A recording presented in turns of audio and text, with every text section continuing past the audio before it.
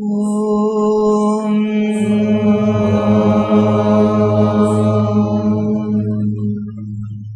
Tatkanishaya Vidmahe Vakratundaya Dhimahi Tanu Dantihi Prachodayate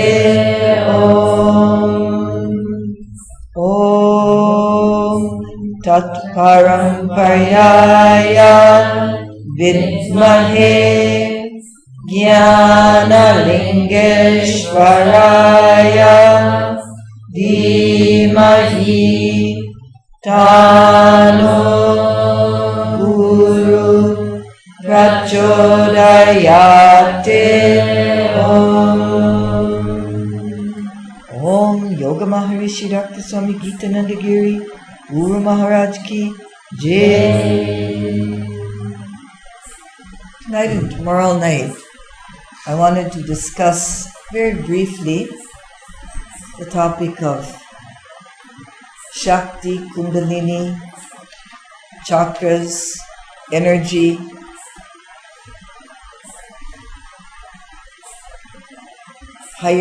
so-called higher experiences in yoga. On Guru Dakshina night, as like a final gift of the Guru, we will be giving you a very, very beautiful essay, small essay that Swami Kanakananda wrote and gave to Swamiji when he gave Swamiji Diksha. Now Swamiji was only, I think, 12 or 13 or maybe 14 when he received Diksha from Kanakananda Swami. It's most amazing, beautiful benediction. And it is such a high teaching that I doubt if you'll understand, but I want you to have it. It will be written, we'll give it to you at the Guru Dakshina night on Monday. And it deals in an extraordinarily poetic way with this whole phenomena of Dakshina Marga Tantric Sadhana, which is what we have been embarked upon the last 6 months. We don't call it that very often because the word Tantra evokes such stupidities in people's mind. But this is a Bengali Dakshina Marga Tantric tradition, basically. And it is associated with that whole Bengali mystic, not just in Bengal, but the whole Assamese, that whole northeast area of India, Assam, Sikkim, Meghalaya, that whole area of India which is bordering and close to Burma and China. Bengal is part of that. Bangladesh, of course, now Bangladesh was Bengal. Only a couple of decades ago it became a separate nation. That whole area was really the site of a very, very high tantric tradition. Both sides, the right path and the left path. Dakshina means right and Vama means left. There are two tantric paths. One is the Vama Marga, one is the Dakshina Marga. Dakshina Marga means literally the right hand path, and Vama Marga means the left hand path. The left hand path is what normally the Western mind, the modern mind. When I shouldn't say Western mind anymore because now our Indians have also adopted that type of mindset. This materialistic, consumerist, sensual, sensually indulgent, emotionally saturated mindset is now part of our modern Indian mentality also. So we'd have to call it the modern mindset. The modern mindset normally when it hears the word Tantra immediately thinks of sexual thrills, emotional thrills, psychic experiences, almost drug-like highs without the drugs, all kinds of stupidities. Or they think of magic, or they think of wild men who do all kinds of strange things, and have secret rites and all that. And that is pretty much a fantasy that has been fed by people for their own purposes. It's a very beautiful Dakshina Marga concept of which our teachings have come, from which they've come. And that really more or less was nurtured and expounded and followed in the Bengal, northern Bengal, Assamese, Sikkim, Meghalaya, that whole northeast area of India, now Bangladesh. That whole area was more or less the place. And this manifested on the lower level as the worship of Kali. So there are many, many Kali temples in Bengal. Devi and I attended one of the famous ones when we were invited to Calcutta for the Indian business management, one of our prestigious management institutes in Calcutta, to give a series of lectures and workshops. And there's a very famous Kali temple that was where Ramakrishna Paramahamsa was the priest at that place. A very small temple, but nevertheless a very powerful place right on the banks of the Ganga, which in Calcutta the Ganga is called the Hooghly. Changes the name when it comes to Calcutta, and that river is called the Hooghly, and it flows into the Bay of Bengal at that point. Anyway, there are many, many Kali temples in that whole area. Now, Kali is also a part of the Kundalini Tantric tradition, but Kali is the negative aspect of Devi. She's fierce, bloodthirsty, revengeful, destructive, willful, powerful, bloodthirsty. So normally it is Kali that is associated with the sacrificial things that I suppose there was human sacrifice at some time. It still is there a little bit here and there. That idea that something has to be sacrificed in order to obtain something else.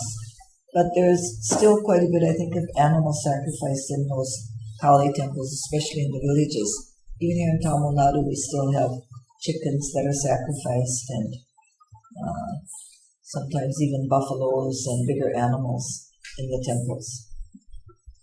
This idea of blood sacrifice is a very strong part of the Muslim religion also.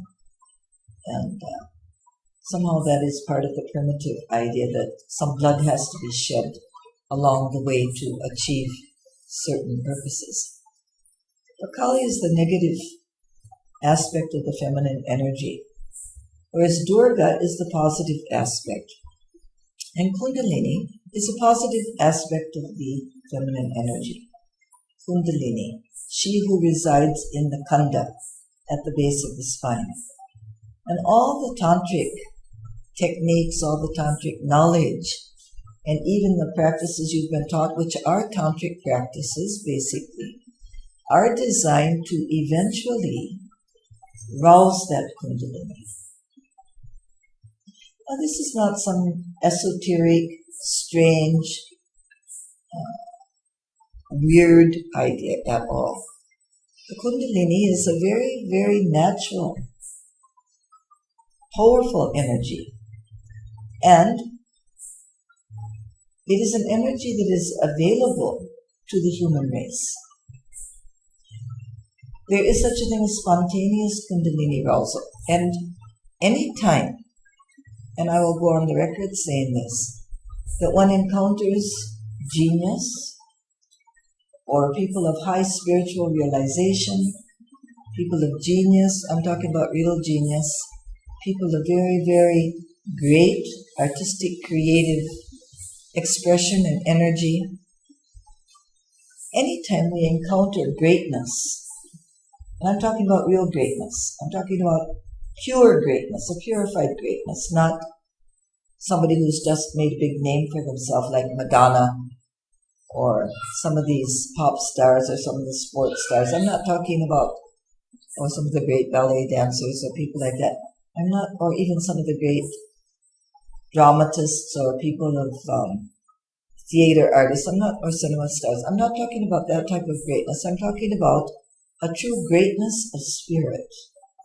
Whenever we encounter that greatness of spirit, we can be assured that there's been a Kundalini arousal, that the Kundalini is activated, that power is active in that personality.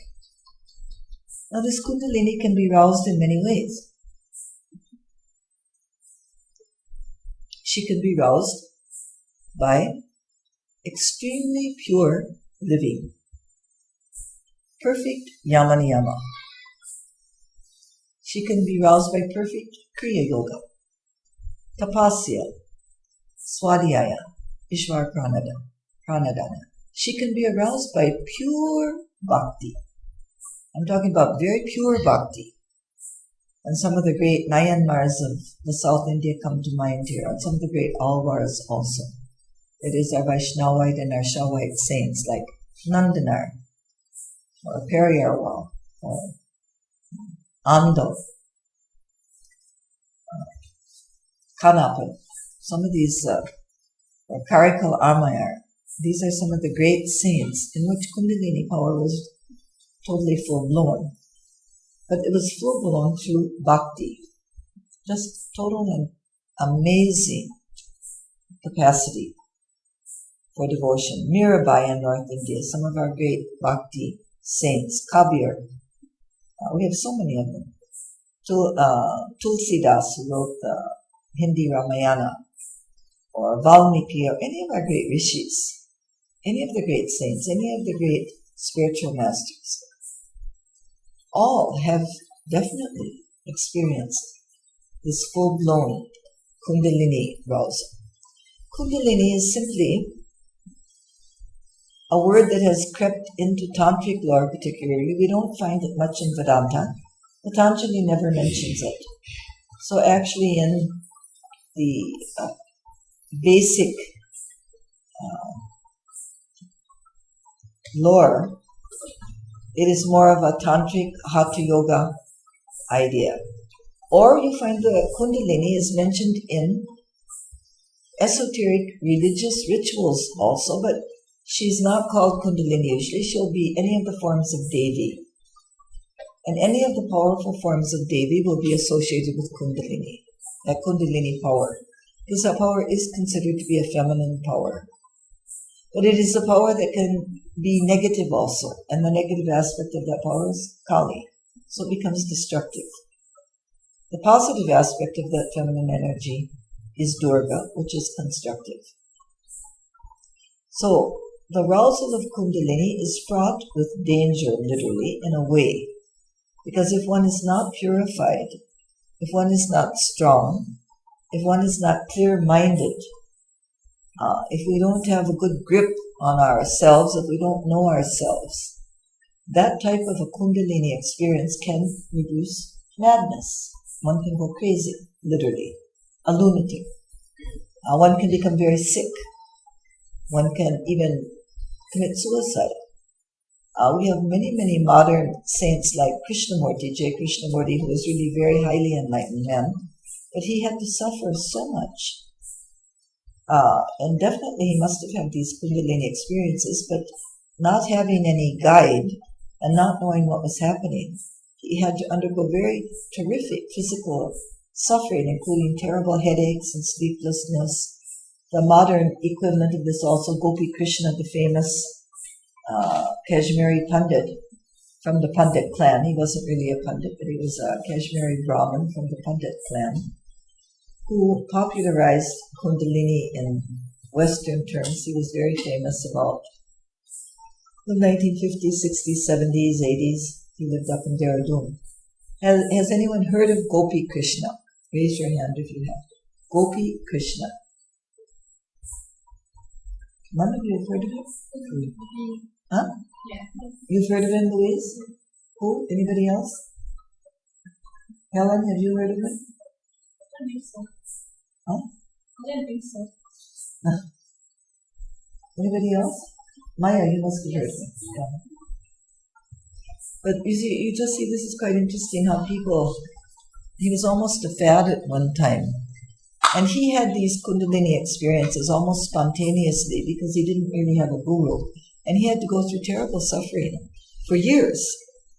For years. In fact, many people thought he was mad. The same thing probably happened to Ramakrishna Paramhamsa, who had the Kundalini arousal but didn't know what it was, had no guide, was not really purified or strong enough, his nervous system was not strong. And actually Paramhamsa Ramakrishna was a lunatic, frankly. And in his time, most people thought he was just totally mad. He was just a crazy guy. And his behavior was totally crazy. He really behaved in a very crazy way. He used to go into trances, and he used to do very weird things, very strange things. And no doubt he had spontaneous Kundalini arousal, but it was totally, not at all conscious. There was no consciousness in it. It was just perhaps some past life or some of the, maybe some of the religious practices he was doing stimulated this. So we have quite a bit of, I could give you many examples of this. I would think that some of the European philosophers, it appears to me that some of them, like Kant and Nietzsche particularly, I believe had some Kundalini experience, and Immanuel Kant, and perhaps Kierkegaard to some extent, and Schopenhauer to some extent also. When they write some of their experiences, it almost sounds like some Kundalini.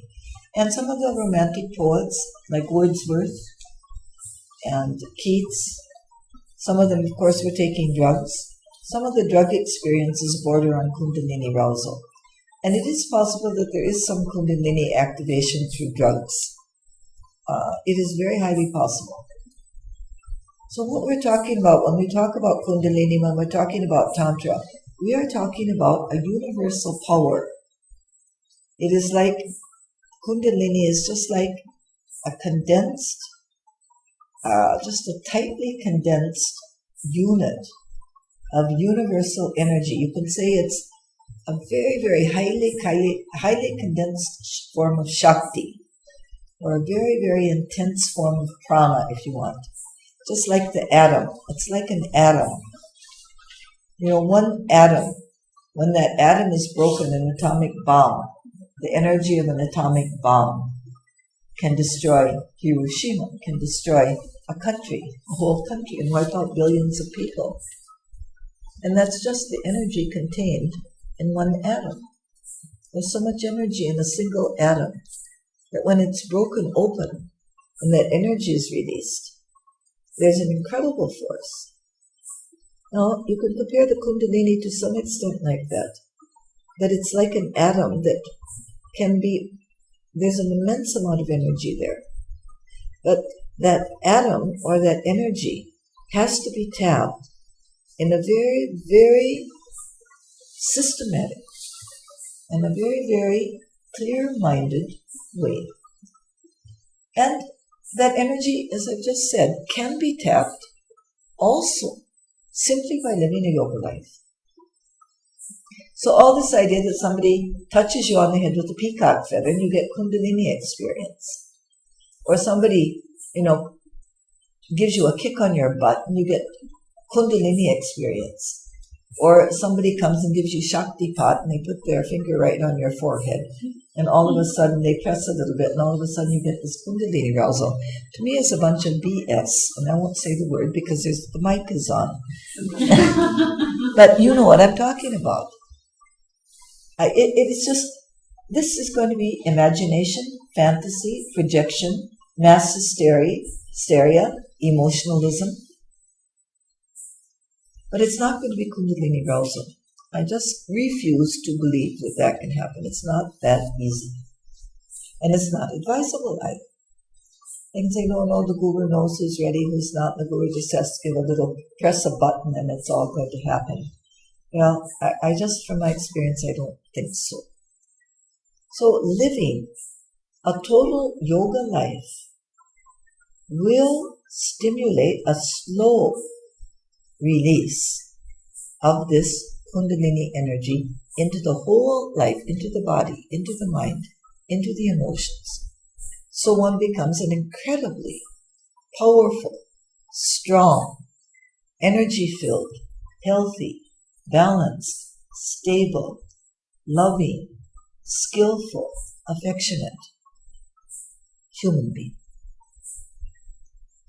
And that energy it's just like, to me, it's like it's like a percolation. It starts to percolate. And it just keeps percolating and percolating and percolating and percolating. And that is the safest method. Now, there are many, many people in the Tantric tradition that believe if you do chant a particular mantra that you can achieve Kundalini arousal. There are many in the Devi worship, some of the Devi cults, the Shakti cults that we have in India. They believe that there are certain pujas you can do, that you can chant certain mantras, that you can do dharna on a particular yantra that is associated with Devi, or there are secret rituals that you fast on the new moon and you do this and you eat this food and you do this and you use this hand mudra and you'll get this Kundalini arousal. And this goes against what I have been taught and against my own experience in this particular paramparya. In this particular paramparya, we're taught first we clean up our act. That's the first step. Shankha prakshanana, fasting, swadhyaya, looking at ourselves, seeing our faults, trying to correct our faults, seeing what we make mistakes, trying to correct those mistakes, trying to create a purified body, a body that's controlled and not under the whims of the senses or the emotions. A body that eats what's necessary, enjoys its food, but doesn't indulge itself. It doesn't run off and just chase off all kinds of nonsense stuff to eat, or a body that doesn't have any of these bad habits, or a body that has to have certain fixes, otherwise it's not happy. But a good, controlled, clean, purified, stable body has to be created. And that can be done through the different karmas, through Shankha prakshanana, periodic fasting, our anunasika pranayamas, some of these cleansing practices we follow here, the coffee enemas, regular type of austerities like fasting on full moon or new moon, and things like that. So the body has to be purified and cleaned up. The emotions have to be purified and cleaned up. We have to see these emotions. We have to see where we have negative emotions. We have to see our emotional imbalances. We have to see the hatreds that we carry, the irritations that we have, the angers that we have, the prejudices that we have, the lower desires that we have emotionally to dominate others or to boss people around or bully people or harm people. All these lower things we have to see very, very clearly in our emotions, and they have to be cleaned up. The mind has to be cleaned up.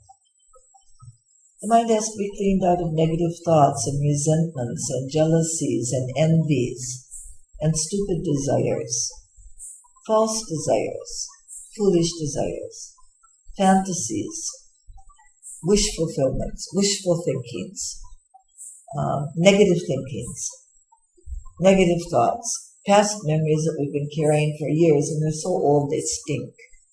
We just can't forget that when we were 5, our mother gave us a slap across the face. And we have to really be a victim our whole life. And we just won't let it go out of the mind. Now that's garbage thought.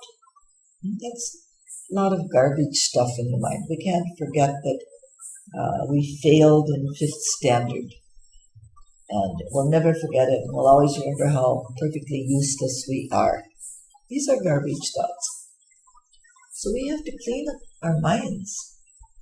No, we have to clean up the emotions in the body. We have to purify. This is the first works, without which any type of energy arousal will become very dangerous. And any type of energy arousal, which may or may happen, it's possible even people can take alcohol and get a type of Kundalini arousal also. It's possible that some of these artificial stimulants do have a type of negative Kundalini arousal. That's why people get so high on them or high on drugs. But those type of negative stimulants will only end in madness, or addiction, or destruction, or bad health, or terrible, horrendous diseases of different types. There may be a momentary ecstasy, there may be a momentary thrill, there may be momentary highs, there may be even momentary insights. But it's bound to end in destruction eventually. So this idea of creating a stable basis is very much part of the Dakshina Tantric tradition. And that any talk about Kundalini should really be curbed until this basic purification, this basic stabilization is accomplished. And that is why in this lineage, there's so much emphasis on that, cleaning, throwing out. Also through the pranayamas, so many pranayamas are there to help us cleanse. Even good hatha yoga sadhana can help cleanse a lot. It can do a very, very good cleansing of the physical, emotional, and mental nature. And realizing that mind, body, emotions are all linked. So what we do to body is going to affect mind, what we do to mind is going to affect body, what we do to the emotions is going to affect. Having these realizations. So this is like the bottom line. If we're going to talk about Kundalini, if we're going to talk about higher, so-called higher spiritual experiences.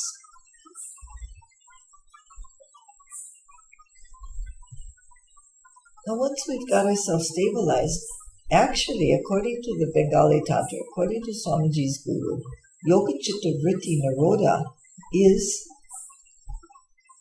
a stage only that we achieve. He says first the mind must be stilled. Then other things can be done. It's very interesting. It's like Patanjali sort of takes us to the starting place for the real spiritual search. And we may not even get to that starting place in this lifetime. Don't worry about it. It's not a big deal.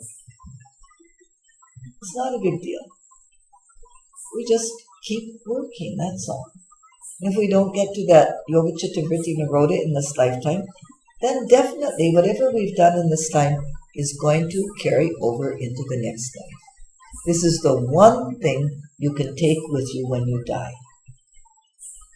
Kartik can't take all his little head cloths and all his little different things he covers his head with. And he can't take his bells, and he can't take his dhotis, and he can't take anything with you when you go, can you?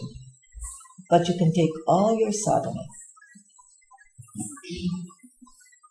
All the sadhana of this lifetime is going with you to the next path. Isn't that nice to know? Nothing is lost. No sadhana is ever lost.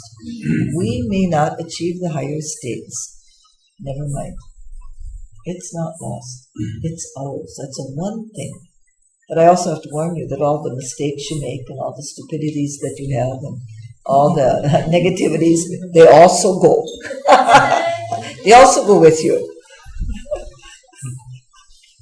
They also go. So both baggages, you're carrying two bags. One with all the good stuff and one with all the bad stuff. So try to make the good stuff the heavier bag of the two when you go. It's a very nice thing. Otherwise, then you think, oh, all my life I worked and I strove, and here I am on my deathbed and I didn't even see God once.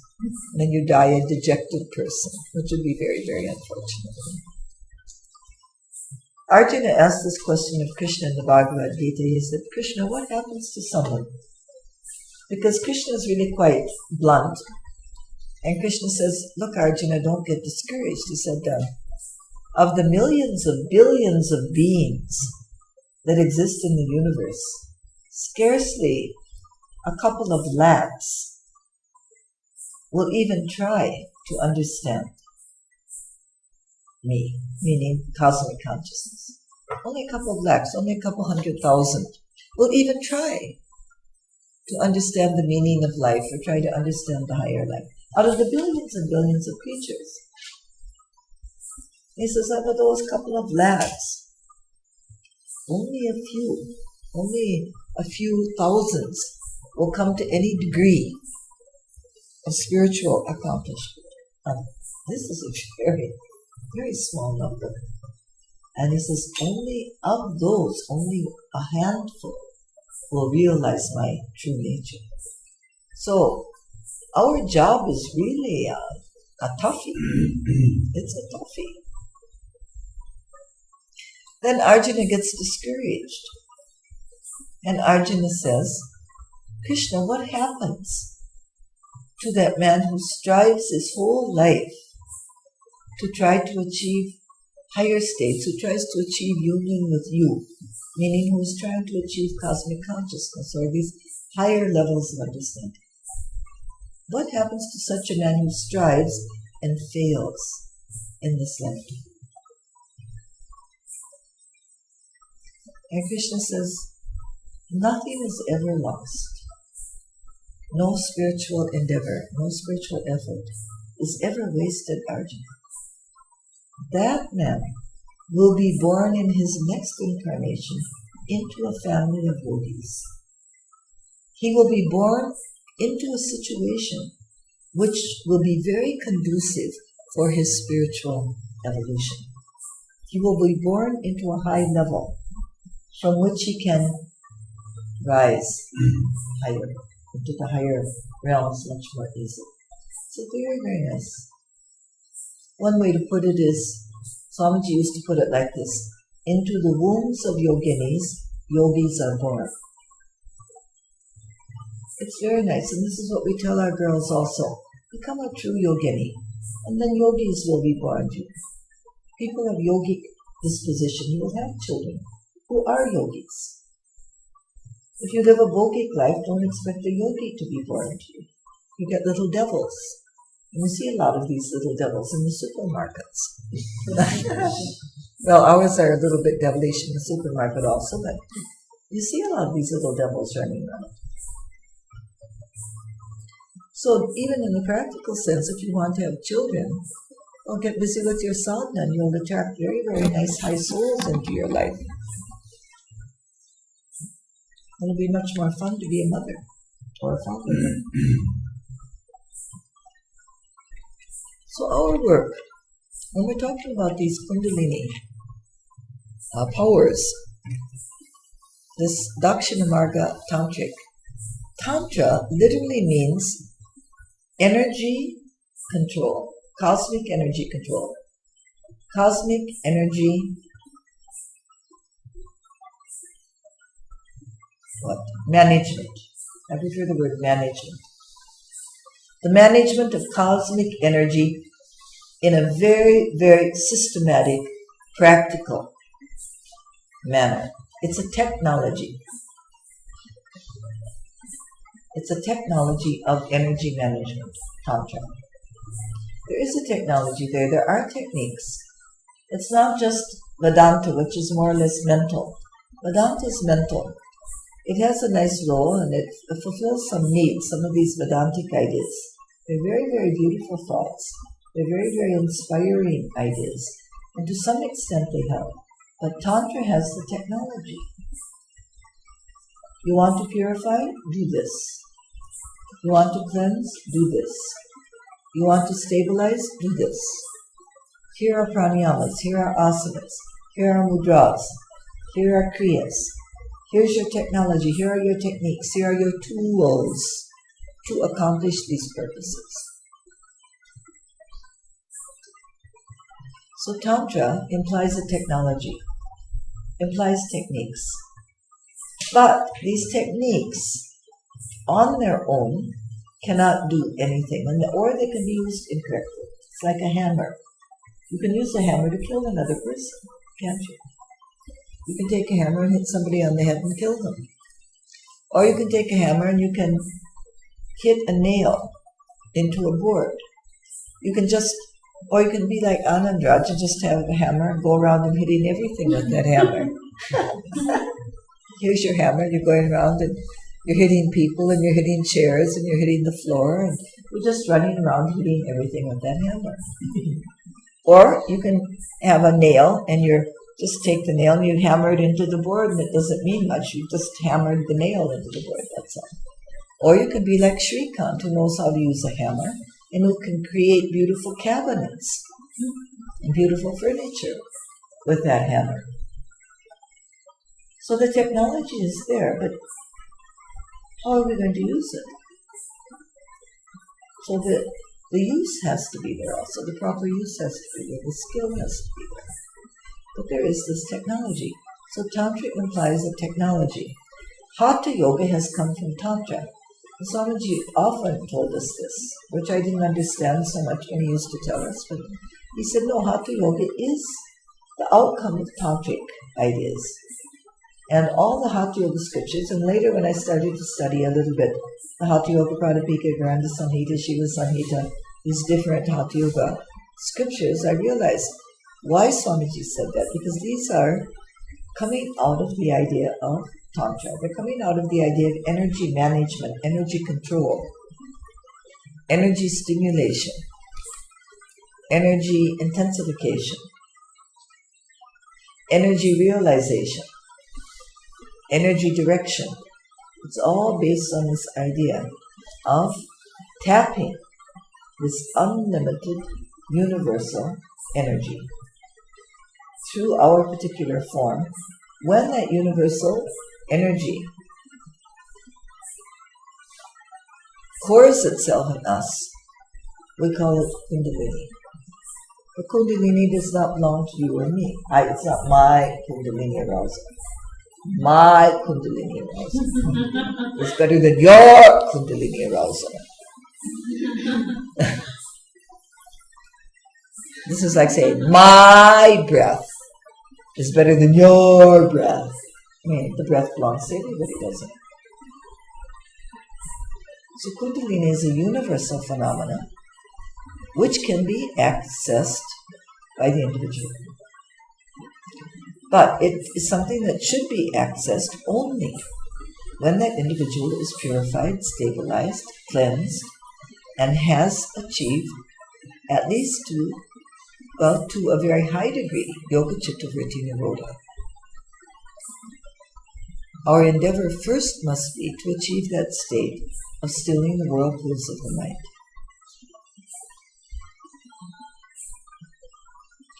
Kundalini is not a therapy. Now we have a cult here in South India. In fact, this is the place I went in January, in Coimbatore. They teach something called SKY, Simplified Kundalini Yoga. Well, they call it SKY. And it's really a misnomer. They should never, some of these people, I don't know why they use these beautiful words so flippantly. And he's teaching a little package of things, which includes Ashwini Mudra, which somebody along the way got from this Parampara. A few asanas, a little bit of pranayama, a few mantra type things, a little bit of visualization. They call it Simplified Kundalini Yoga, which is really a very, very wrong misnomer. And the word Kundalini just flies off people's lips. Everybody loves to talk about it. But it is something, again, that is must be respected very, very deeply. And one doesn't have to worry about it. Now, in my experience and in what I've been taught, I feel that Kundalini is gradually released, can be gradually released through living a yogic life, which embodies all the aspects of yoga. Well, this means some sadhana, it means some pranayama, it means some asana, it means some sitting for quiet concentration, it means some mantra, it means some ritualistic structure to the life. It means a pure way of living, a clean way of living. And if one lives like that, I believe that there is a natural release, unfolding of this Kundalini energy.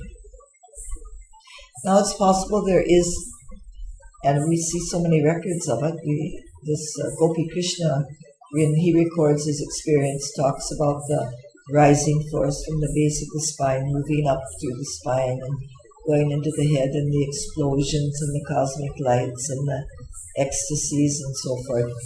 No doubt that these are legitimate experiences, but those type of experiences, as far as I can see, are also lower experiences.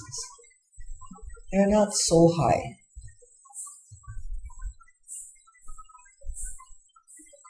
They're not so high.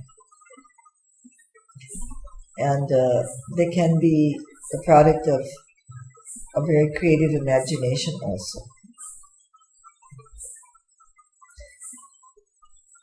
But there can be that type of spontaneous Kundalini arousal also. No doubt people go into trances. I have seen dancers go into trance on stage, especially in Kathakali, the Kerala dance, where the men do all kinds of ritualistic things, and it's a very strenuous type of dance that can go on all night. They really dance themselves into like a frenzy, like a trance. But these are some type of a tapping of some primordial energy. I've seen this type of thing a lot in the village also. I've seen a lot of possessions in the village where the women become possessed and they do things that they just impossible for anybody in a normal state of mind to do. The way they move, the way they speak, just the movements are not possible in an ordinary state of mind. There is some type of an energy that has taken hold of them. And it may be a very crude form of like almost earth energy, the lower forms of Kundalini that manifest there. We had one, this is fairly common in the village. I even know a lot of our villagers, they have such a, what can we say, they have so little consciousness that they're almost automans. That is, they're almost total products of environment and their conditioning. There's hardly any consciousness in them at all. And they do go in, a lot of these ladies do go into trances in some of the puja festivals. Usually, if you go to a village puja festival, you'll see 3 or 4 women that go into trance. Some of them will dance, some of them will fall on the ground, some of them will be possessed and they will shout what they will call prophecies and all that. We had one lady who was working for us in the Lost Pet Ashram. And when we hired her, she's a very, very nice lady. But she's one of these people that was hardly there. You know, there's hardly any development of the individuality at all. It's just almost, this is a very, very low level of evolution where the people hardly have any individuality at all. They're just sort of a herd mentality. They're sort of just a village. They just belong to the village mentality, like one duck belongs to the herd of duck mentality. There's hardly any individuality in a duck. That type of thing. A very nice woman, quite clean, and quite a devotee of temple rituals. And people told us that she does go into trances quite a bit in village festivals. I didn't think too much of that. One day she was standing in the room next to our office ironing clothes. And Swamiji, she's standing up on the next to the ironing board, ironing clothes, and Swamiji put on some bhajans by one of Sai Baba's groups. And I just was sort of happened to look over at her, and I noticed that instead of going like this, she was starting to go like this. And then she started to go like this. And then the iron just stopped. And she was just standing there. And all of a sudden she started,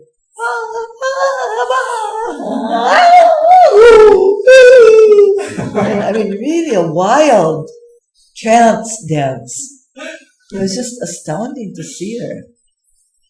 And just by listening to these bhajans on the tape, it had triggered this. What happened to her ironing? But yeah, the clothes got. I know that's that was my first thought also. You know what saved the shirt, but of course the shirt was gone. We were lucky we were watching her because we would have had a fight in that shirt. But it was really an amazing thing to see that, that,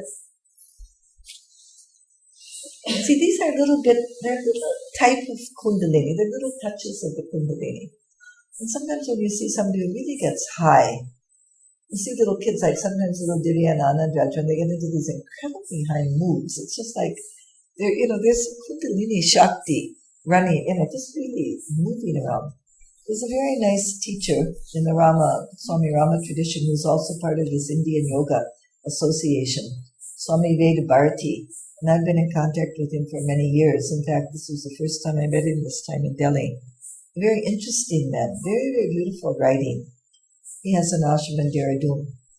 And he has written a little bit on this, and he made a statement which I like very much. He said, the glint of the eye, the sparkle in the eye, and the glow in the skin, and the spring in the step, and the powerful words, this is all drops and sparkles of Kundalini. This is the Kundalini Shakti.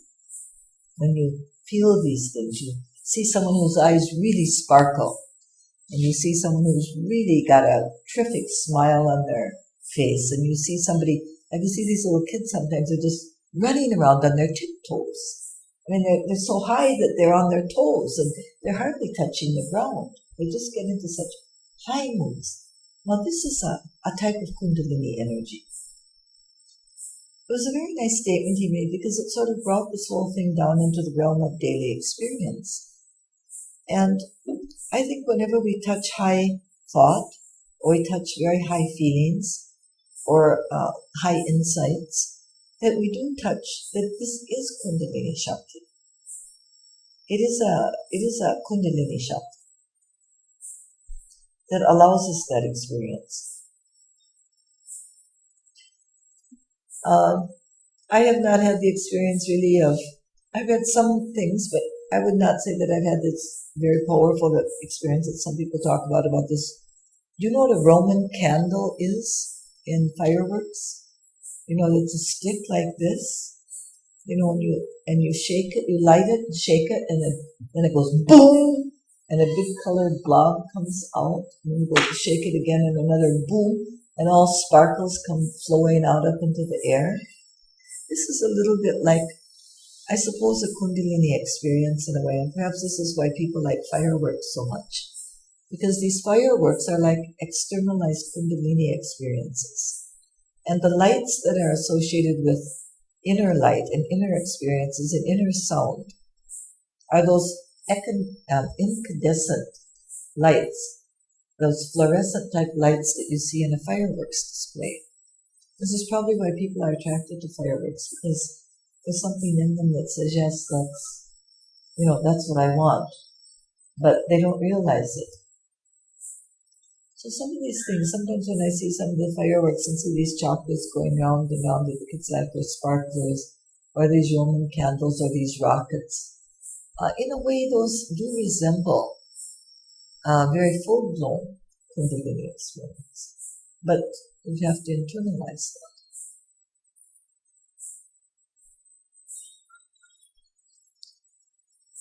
So basically, a good Hatha Yoga, Pranayama, Sadhana, combined with a good yogic lifestyle, an honest lifestyle, where one is living honestly, cleanly, without deception, where one is carrying one's own weight, doing one's dharma, in whatever situation you find yourself, where one is cheerful, does one's best in everything they do. This type of a lifestyle is going to create the fertile ground for these higher energy experiences, a safe ground. This is why it's so important that this type of lifestyle be cultivated. Now, once one has achieved that, there are some spiritual practices, there are some esoteric practices that perhaps can facilitate, accelerate that Kundalini arousal. And some of this, in our tradition, we call the Laya Yoga. There are sets of Laya Yoga Kriyas. We don't teach those now, but Because even if we taught them, nobody would hear them. Some of the practices are so subtle that if you even say them, that people think their nose is itchy. They don't even hear them. They just think they've got an itchy nose. They're just beyond the comprehension of a gross mind. The gross mind can't even hear it. So there's no point to teach it. But some of the practices are a little more tangible, like the mandala pranayamas that Nalini is teaching you, the mandala dharmas, the mantralayas, the chakric visualizations, the anuloma viloma, the loma viloma kriyas, the polarity kriyas, the hamsa kriyas, the yoga nidras. These are all tantric practices that will have effect only when you have achieved the state of chittavritti nirodha. Nevertheless, you learn the techniques, you know the techniques. Find these techniques and put them in your little memory bank. But please remember that their true effect is only going to occur when you have purified yourself and stabilized and achieved a particular level. That's when this other stuff starts to happen, not before. But these practices can be undertaken. They are like a training, it's like if you're learning dance, which Kartik knows, and some of you know. You have to learn the basics. You have to learn the steps. You have to learn how to move. You have to learn the patterns. Now that takes years. In our old days, in the Bharatanatyam training, you practiced these steps and things. You practiced for 7-8 years. You never did a dance item. You just learned to perfect these dances and these steps and these movements. Once those were perfected, then the teacher would start to teach the items and put these steps and things together. But the initial training took years. In the old days, if one was studying the true classical arts, the teachers kept people right at the beginning for years and years and years. Beginning means all the basic technical foundation.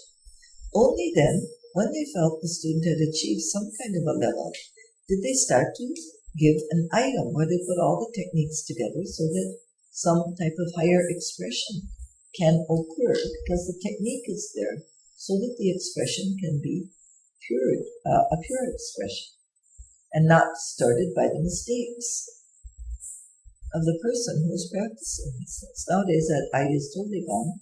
And there are a lot of people in Pandi who, if you go to study with them, they say, yes, I'll give you an Avargatram in 1 year. Or people say, I don't want to learn all the steps, I just want to learn the items. I just want to learn how to go on stage and do a dance. And I don't want to go through all the training. And this is the attitude now. It's also the attitude in yoga.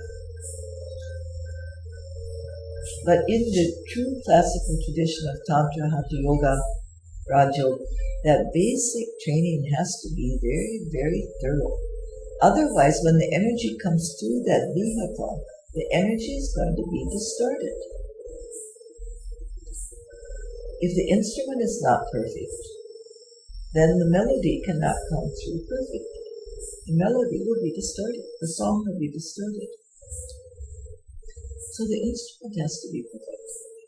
So all these basic practices are very, very important. Only when they are achieved, then one can start to understand these higher ideas from the inside. And this is why we can only teach you 50% in everything. I don't care how good a teacher we are. We can only teach you half of any practice. The other half you have to find inside yourself. It has to come to you from inside. You are only getting half the picture from us. The full picture, we're just giving you the dots. And you've got to draw the lines between the dots and create the picture. We're just giving you the half of it. The other half, you have to find inside yourself through very sincere, concentrated sadhana. So in regard to the Kundalini, there are practices that one can do to accelerate evolution. There's no doubt about it. Some of these mantras, some of these concentrations, some of these, there are quite a few systems of concentration.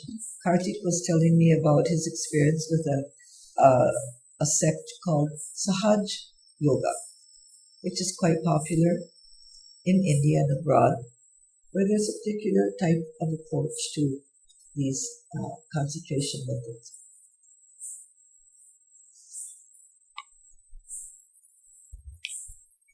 There are these practices, but unless this other work is done first, any experience one has is going to be a distorted or even perverted experience.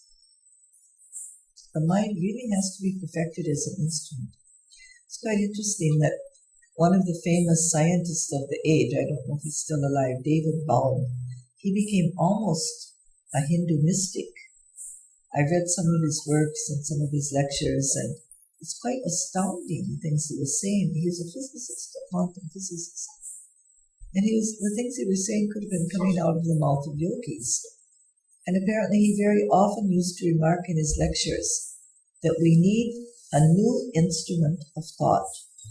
He'd come to the point where he realized that our instrument of thought, that is the instrument that science is using to try to solve the riddles of the universe, is not going to work. It's not going to give us the answers we're looking for. And he was able to step out of this box not far enough to say, we need a whole new instrument of thought. In other words, we have to create a whole new mind, because the mind we're locked in right now is not going to give us the answers. Well, of course, in yoga, in mysticism, we know that. We know that we can only go to a certain place with the mind, and then we've got to step out of mind. The Zen people do that. Now, Gary Zuklov, who wrote this Dancing with the Lu Masters or something, I haven't read his book. He's also a physicist, and he answered David Bowen by saying, yes, you're right, sir, but there already is a method of creating this new instrument of thought. And the Zen Buddhists and the Taoists and the Hindu yogis have discovered that. They've discovered a method of producing that new instrument of thought.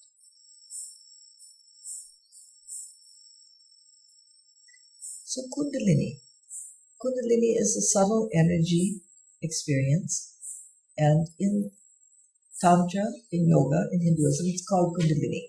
It's not spoken of much in Hinduism except as a personification of Devi. Now, all our stories about Devi are nothing but tantric parables.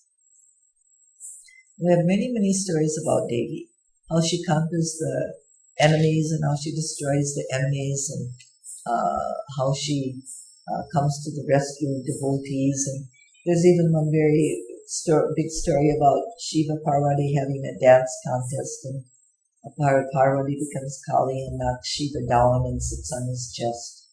And she says to him, you can't even move without my Shakti, because she's got him trapped. And this is sort of to make us realize that the power of Shiva cannot move unless Shakti is moving with him. So our stories about Shiva, Shakti, these are all parables, tantric parables about the way the energy has to be viewed, and how the different energy problems that rise, the different problems that rise in our sadhana have to be seen, and how we have to deal with them. So in Hinduism, the Kundalini as such is not talked about much, but there are all these parables about Shakti and Devi, which are actually like subtle hints as to how to deal with these various problems that one faces as one progresses in sadhana. If you go into any South Indian temple, our South Indian temples are nothing but tantric symbolism from top to bottom. They're like externalized tantric Gyan Yoga Kriyas.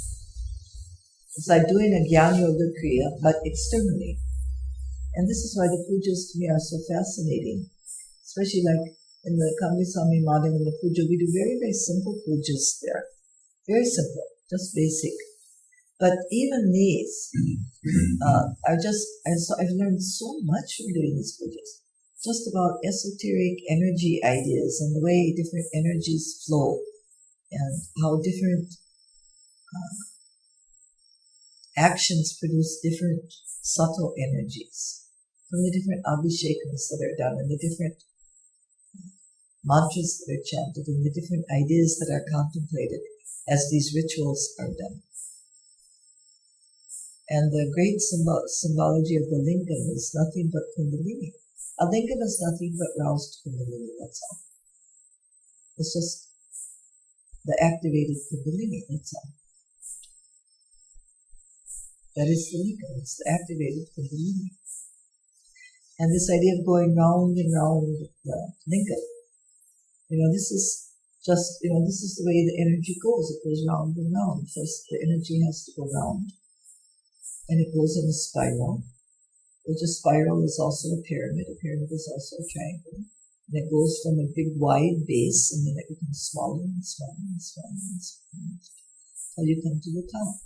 And this is also the human energy structure, where right up here is the top of our pranic field, and down at the base of the spine is the bottom, and this is our pyramidal base. And as the energy moves up, it moves up like that to a peak.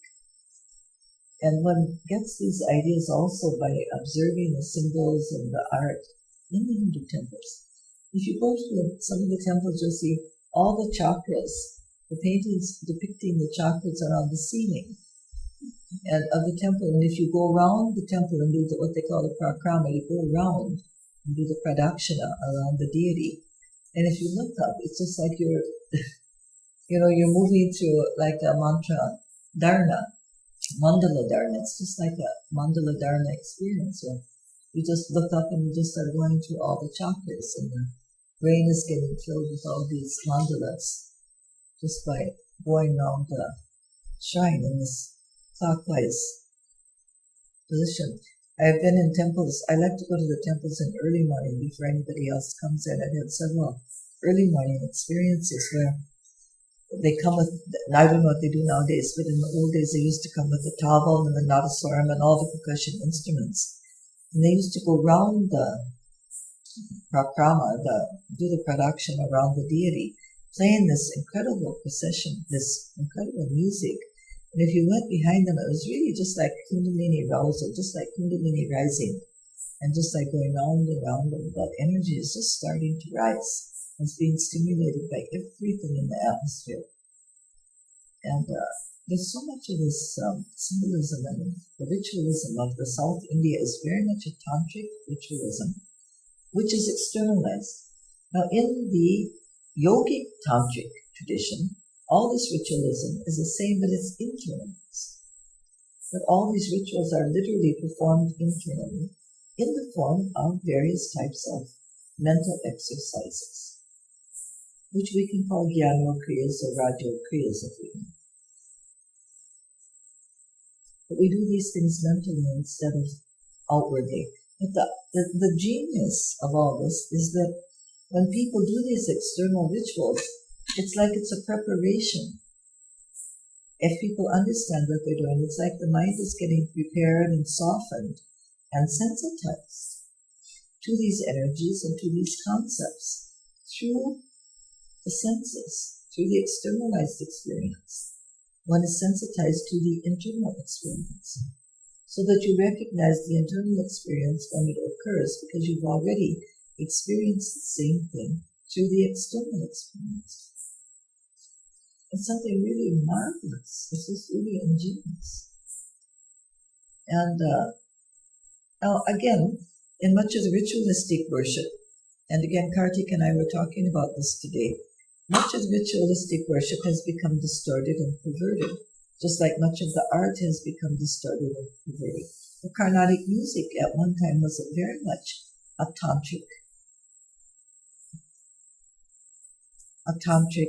sadhana. In fact, it was a sadhana called Nada Yoga, that we had many Carnatic musicians who attained moksha through music. And I'm sure they had Kundalini arousal because they'd go into trances from the singing. We had Carnatic vocalists, they'd start singing at 9 at night and they'd still be singing 9 the next night. They'd be singing 24 hours a day. They would sing 24 hours and wouldn't even know it. Now this doesn't happen anymore because everybody's so externalized. But the Carnatic music used to have the power to take. I've seen Ananda get extraordinarily high with his singing. And the same thing with all the instrumentals. All of those can produce very, very high states, very stimulative to the Kundalini Shakti. And the dance also can do that. But again, because the people are becoming very crude-minded, very vulgar-minded, very impure, very dirty, very low, that Kundalini experience is not being projected anymore. And so it's become decorative or glamorized or superficialized. So that in the spiritual aspect of these arts is pretty much gone almost. It's almost gone. Once in a while you'll find it. Once in a while you'll experience it. Or you really watch a good dancer and you really feel that something very powerful is happening inside. Some very high energies are being stimulated and aroused. So all of these, especially South India, North India, unfortunately North India always was open to invaders. So the culture there was very much polluted. And it's been polluted since Alexander the Great first came to India in 300 BC. And the invasions then of the Mughals after that. Always North India had to suffer many, many invasions from foreign cultures. South India was protected because we have a range of mountains that cut across the middle of India called the Vindalayas. So the culture in the south was much stronger, much more authentic.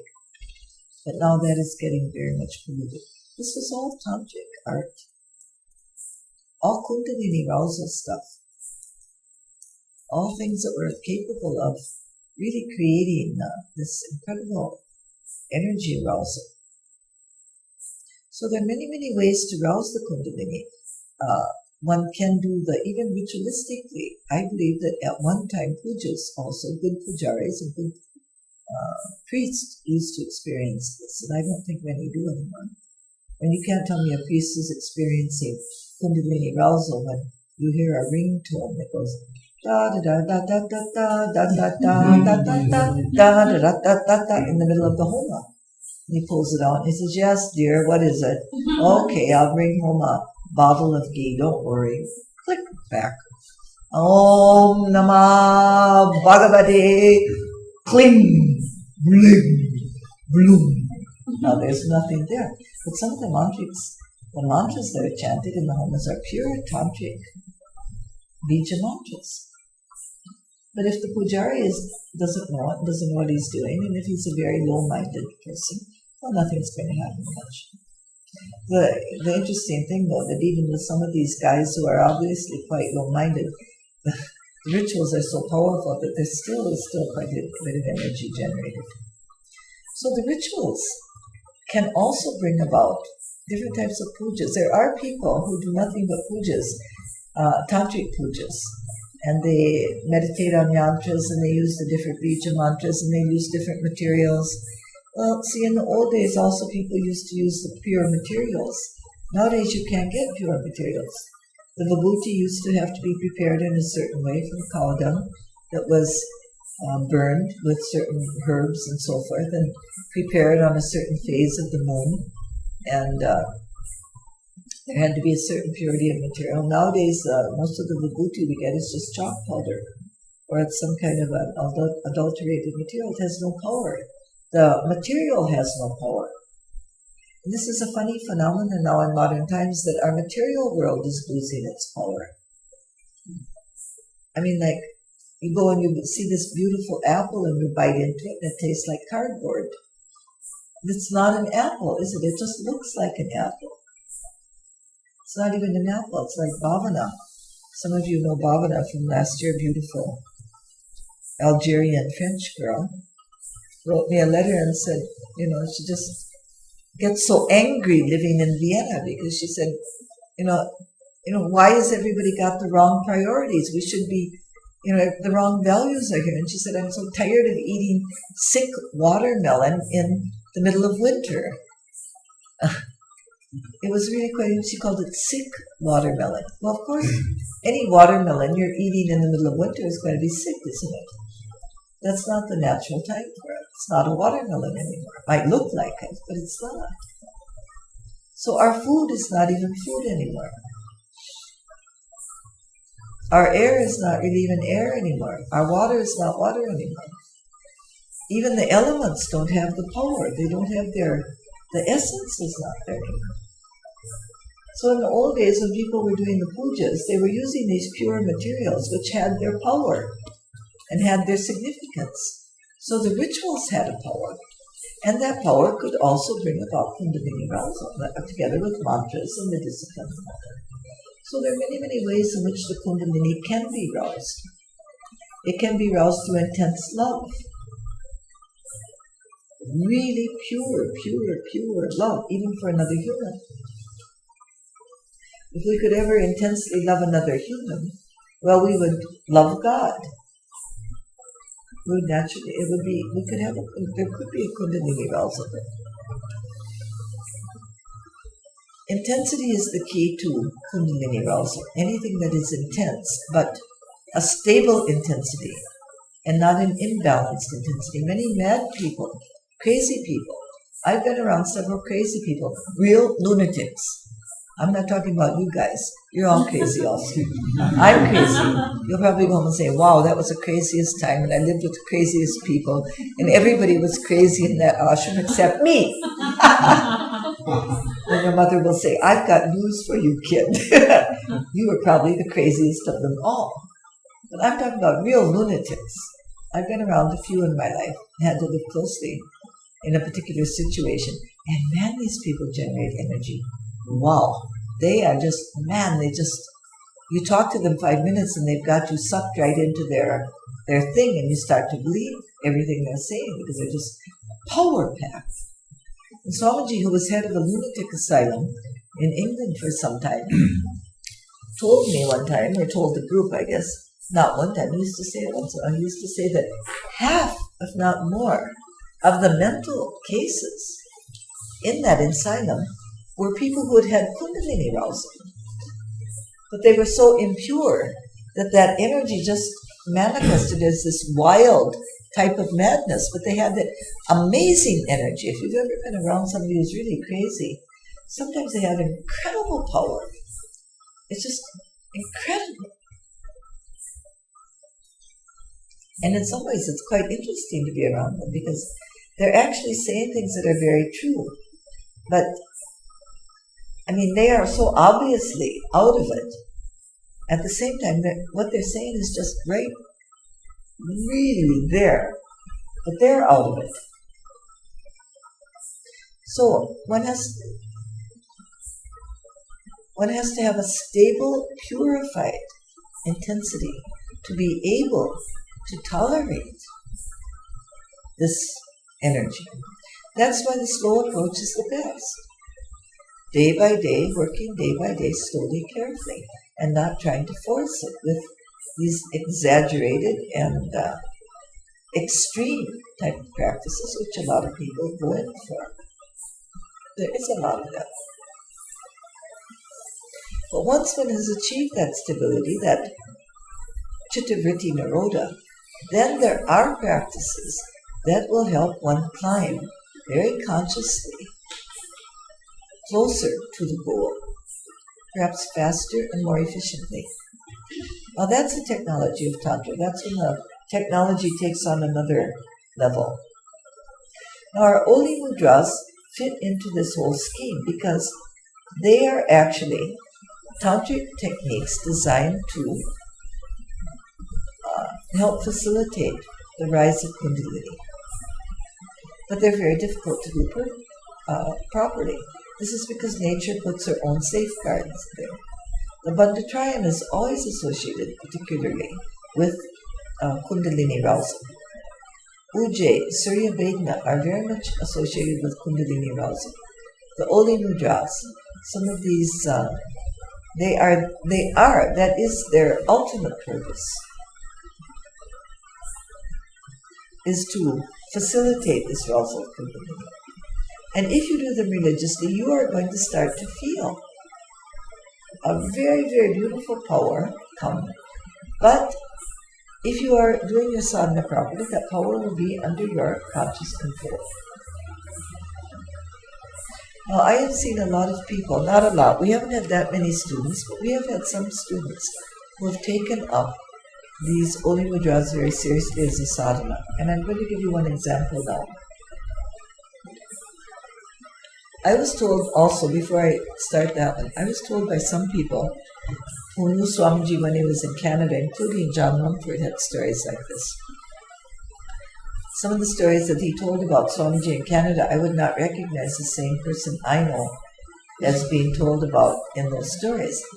That apparently Swamiji did all these practices very, very intensely when he was young. And John used to say that Swamiji would stand on his head for 3 hours.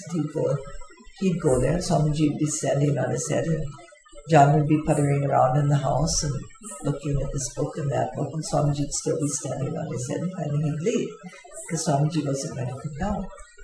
And I was told also that one of Swamiji's favorite tricks was where he would come into the room and he'd be standing on his feet, and all of a sudden he'd do a backflip and land on his feet again.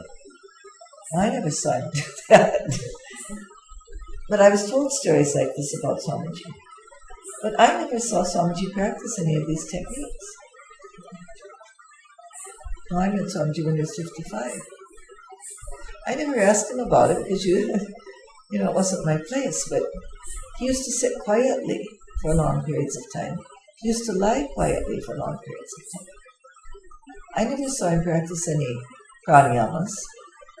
I never saw him practice any of the Oli Mudras or any of the Mandala Dharana or any of that. He used to do it with the students when he was teaching it. He would do it. But he told me one time, for example, this gave me a bit of an insight into it. He said he never even used to do Shankar-Prakshalana with us, He'd fast. He used to fast a lot for long periods of time.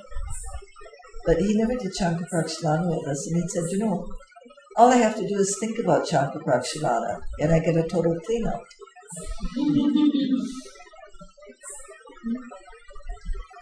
So that caused me to think quite a bit, because then I realized, I suppose there comes a point when, you transcend the technique.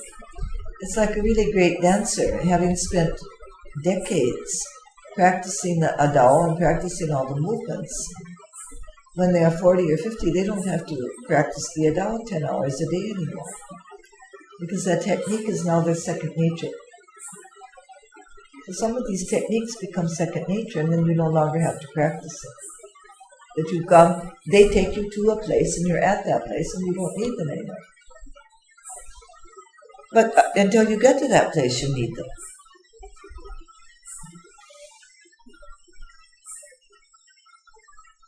So these are some of my experiences with Swamiji, because people used to tell me things about him Swamiji was such a high energy person that most people could hardly tolerate in one way to be around him.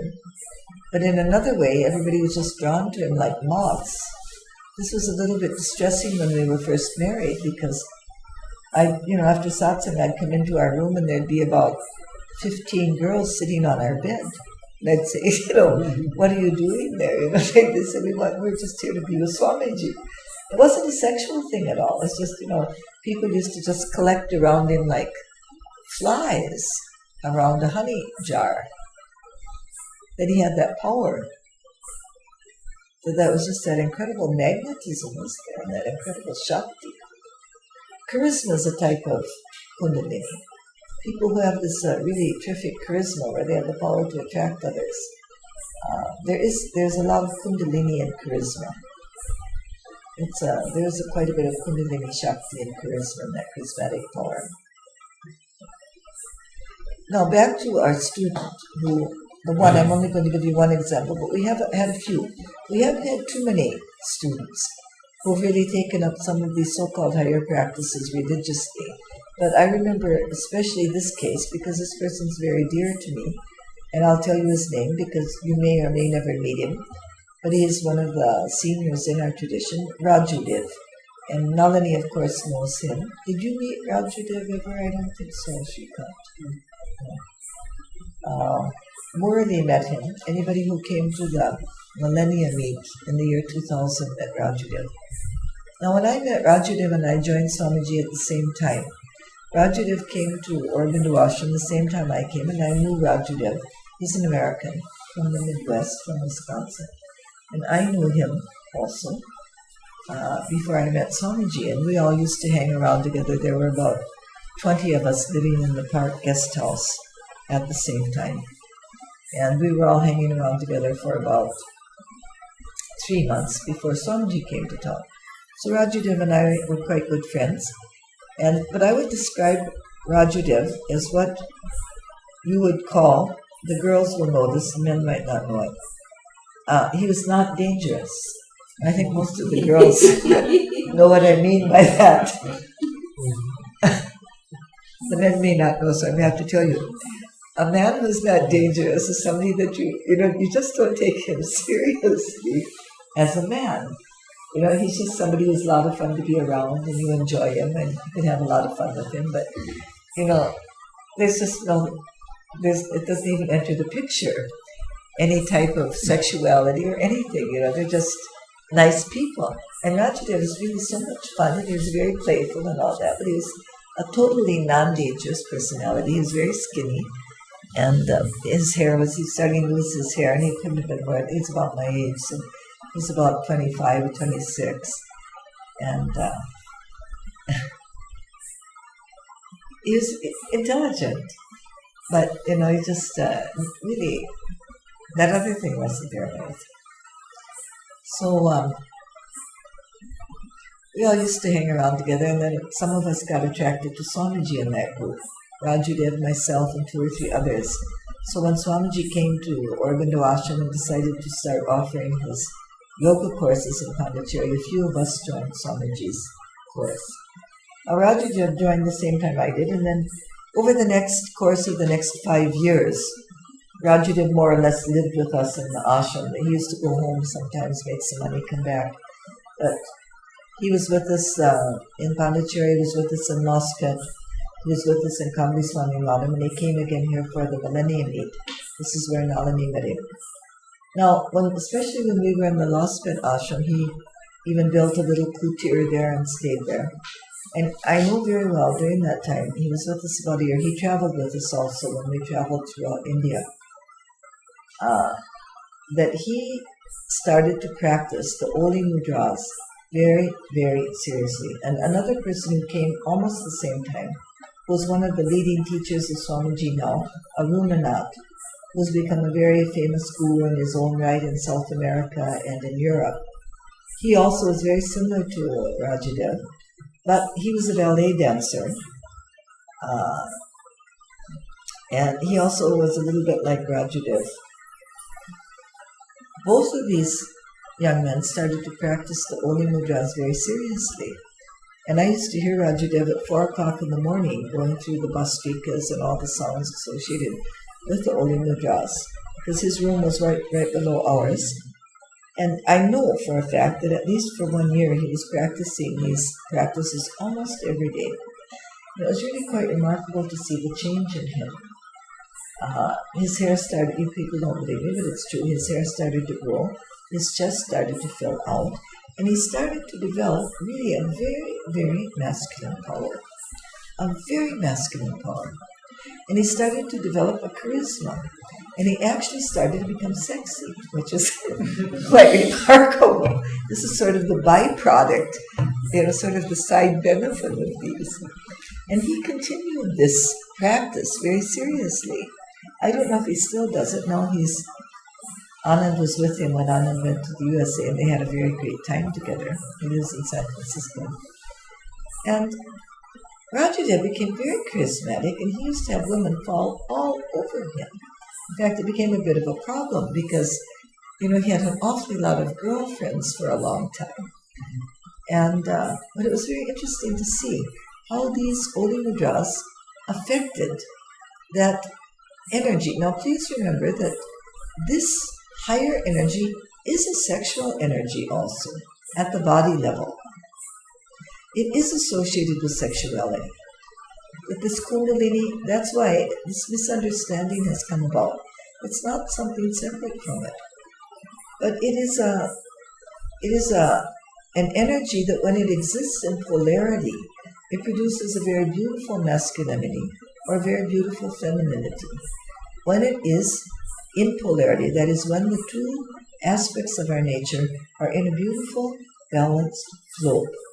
Whatever our nature is, if we are a man, it becomes a very beautiful masculinity. If we're a woman, it becomes a very beautiful, stable femininity.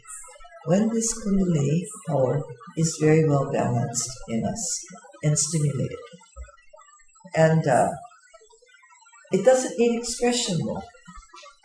And this is the beauty of it, that some of the most charismatic, sexually attractive men I know are the Swamijis of India. And I know that they're totally celibate. I know they're brahmacharis. I know very well. But they exude this incredible magnetism. And they're very masculine. They're very masculine people. But they're brahmacharis. I know that. They have controlled that. They have refined that. They have directed that. And they have used that energy to feed the higher consciousness, which is the purpose of Kundalini. It's not to feed the lower physical sexuality, but it's to feed that energy into that higher consciousness. To empower that higher consciousness. So although the Kundalini is also associated with sexuality, that is a very, very low level, and it doesn't go any place. It doesn't lead anywhere. And that is the importance of brahmacharya. Brahmacharya controlling that energy and directing it in the proper way empowers the psyche so that this higher consciousness can develop. Now this doesn't mean you have to be celibate. And Swamiji never advocated celibacy. In fact, he said there's no problem with having a good sexual life, but it must be a very clean, dignified sexual life within a structure of commitment. It has a stable structure of commitment. Of course, to a Hindu mind, commitment means marriage. It means a lifelong commitment. It doesn't mean something that you commit for. Some people say, I'm committed to my boyfriend. Oh, are you? How long have you been together? Well, we've been together 3 weeks, but we have this powerful commitment. And then you meet them 2 months later and you say, where's your boyfriend? They say, no, we split. He said, what about the commitment? He said, no, while we were together, we were committed. You see, that doesn't mean, that is not a commitment. And the powerful sexuality of the Kundalini arousal can only be used spiritually within a very, very stable level, a very, very stable structure of commitment. Otherwise it gets dissipated. It just gets dissipated. And eventually the energy and the people you meet, people who have done that, and they're just like wet noodles. When they're 40 or 50, they have no energy left anymore. They have no life energy anymore. They've dissipated everything. So this is where Kundalini and Brahmachari have to be discussed in the same breath. Sexuality and polarity. And polarity, remember, is the harmonious interaction between opposites. Now all of us have feminine, negative nature. If you're a man, that doesn't mean that you're only a man. Or if you're a woman, you're not only a woman. There are feminine, masculine elements in all of us. This is this idea of the Ardhanarishwara in India, where half the body is Shiva and half is Parvati. Even in medical science, when they talk about the brains, they'll say that the left brain is right side dominant, the right brain, left side, and they refer to the left brain as the masculine brain and the right side is the feminine brain. That our brains are masculine and feminine. The left is our masculine brain and the right is our feminine side.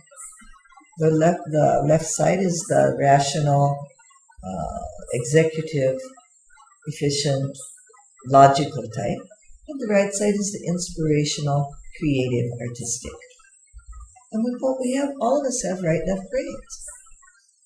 So polarity means to come to some type of a development where both those sides of our nature are in constant harmony, harmonious interaction. Not that we cut ourselves in half and the masculine side of us has nothing to do with the feminine side. So in a truly spiritual life, we develop that type of polarity. And Swamiji furthermore has made a statement that unless we exist, and you can see this in the correspondence course, I think it's there also. Unless we exist in a state of polarity, we can never achieve samadhi, moksha, kundalini, arousal. It's impossible. When we're depolarized, when we're in a sense of nara, when we're in a state of nara, when we are depolarized, it is impossible to have higher spiritual realizations. Those higher spiritual realizations can occur only in a state of polarity. So these are just some thoughts, some general thoughts on this idea of Kundalini. Kundalini is associated with this cosmic energy, normally dormant at the base of the spine, dormant in most people. When we start to evolve, when we start to grow, we can start to consciously stimulate it through various practices, but we have to clean ourselves up. And eventually the energy is said to rise from the base of the spine through the center of the Shushum Nadi up to the top of the head. And that is when this full-blown Kundalini arousal, awakening, cosmic consciousness, moksha experience occurs. It can be roused through Bhakti Yoga, it can be roused through Jnana Yoga. I don't know if it can be roused through Hatha Yoga. I suppose it can, if the Hatha Yoga is done in the proper way. It can be roused through Karma Yoga. All the yogas, Mantra Yoga, Laya Yoga, this Kundalini can be roused through all these yogas, if the intensity is there, if the purification is there.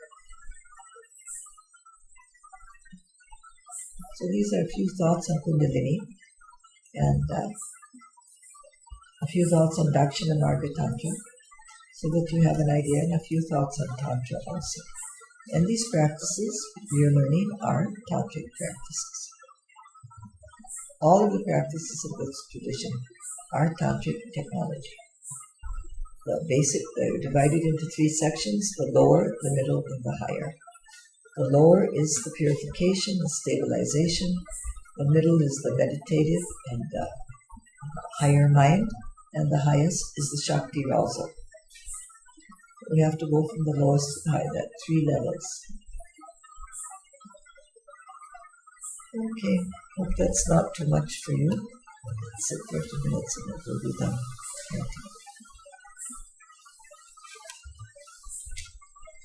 Some of these thoughts, when we give you Swami Kanakananda's beautiful, beautiful essay that he gave Swamiji when Swamiji was a teenager, some of the ideas I put out tonight, I think will help you to understand those thoughts perhaps a little more deeply.